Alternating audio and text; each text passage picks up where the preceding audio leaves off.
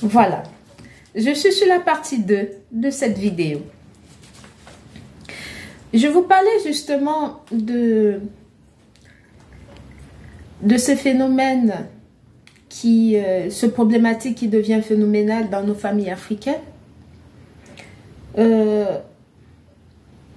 qui non seulement battent leurs enfants pour qu'ils, généralement quand qu'ils savent que cet enfant a une grande destinée, ou que cet enfant a une grande étoile, ils battent l'enfant pour que l'enfant devienne leur serviteur ou l'esclave de la famille. Il y en a qui éteignent la vue de cet enfant. Si l'enfant c'est quelqu'un qui a qui a des pouvoirs, comme je le disais tantôt dans ma précédente vidéo, il y en a qui vont essayer de l'éteindre et il y en a d'autres qui vont basser cet enfant pour que cet enfant ne puisse pas devenir ce qu'il est destiné de devenir, justement. Et je trouve ça très dommage. Parce que cet enfant qui naît tout naïf, ne sait rien du tout, n'a justement pas demandé de venir au monde, quand il grandit et il s'en rend compte qu'il a des échecs à répétition, soit dans ses relations de couple,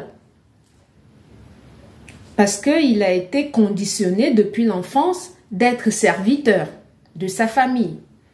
Il travaille, il fait tout que pour sa famille et lui, il n'a pas de vie.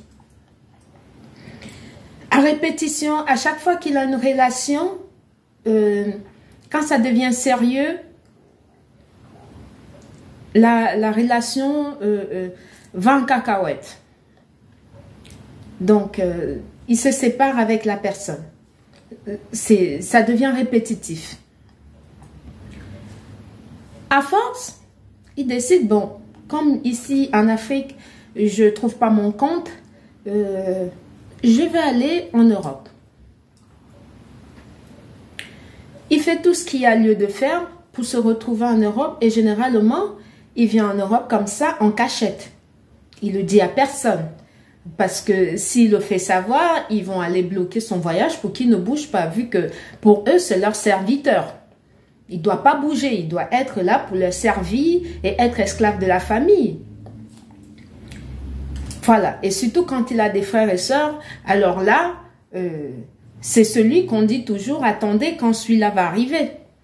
Mais c'est lui qui est le plus combattu.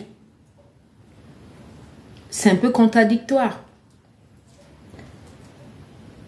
Donc voilà. Le choc de culture intervient où? J'en viens justement. Parce que quand ce dernier il arrive en Europe, il se bat, il essaie d'acquérir un travail. Par la grâce divine, il a un bon travail.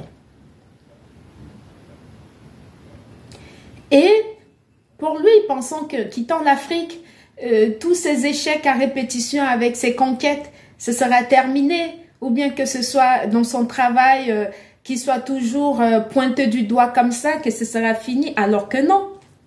Parce que quand les membres de sa famille apprennent qu'il aura échappé et qu'il vit maintenant en Europe, c'est là où commence le vrai combat.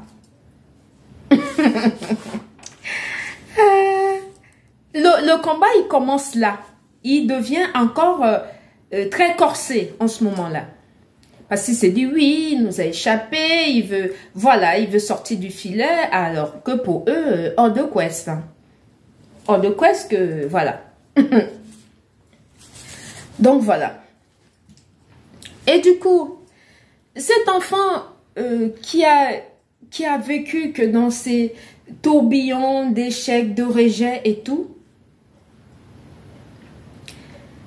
avec le choc de culture des réseaux sociaux aujourd'hui, il rentre de son travail de ces 4 matins, il se dit, bon, je vais me détendre, je vais regarder les réseaux sociaux.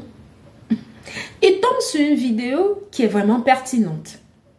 qui lui parle, mais vraiment du plus profond de son âme.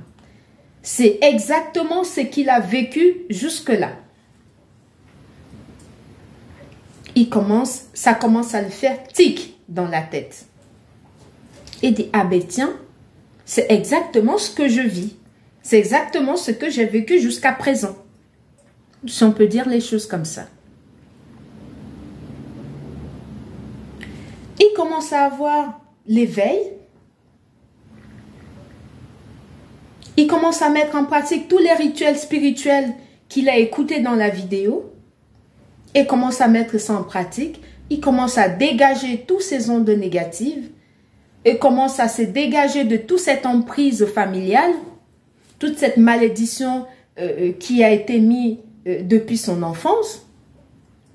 Il le dégage. Il fait ce qu'il a lieu de faire pour pouvoir retrouver son esprit à lui.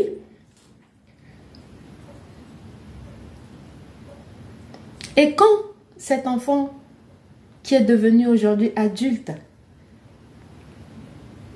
et quand il retrouve son esprit à lui, il ne veut plus être serviteur. Il ne veut plus travailler tout son argent pour donner aux autres en Afrique. Non seulement qu'il ne le remercie pas, et qu'ils ne disent même pas qu'ils ont reçu l'argent quand il envoie. Non. C'est lui qui doit encore appeler de temps en temps pour savoir s'ils ont reçu de l'argent. Et quand il a fait son travail spirituel sur lui, il ne veut plus être ces serviteurs-là. Il veut maintenant vivre pour lui. Il va avoir sa famille à lui. Il ne veut plus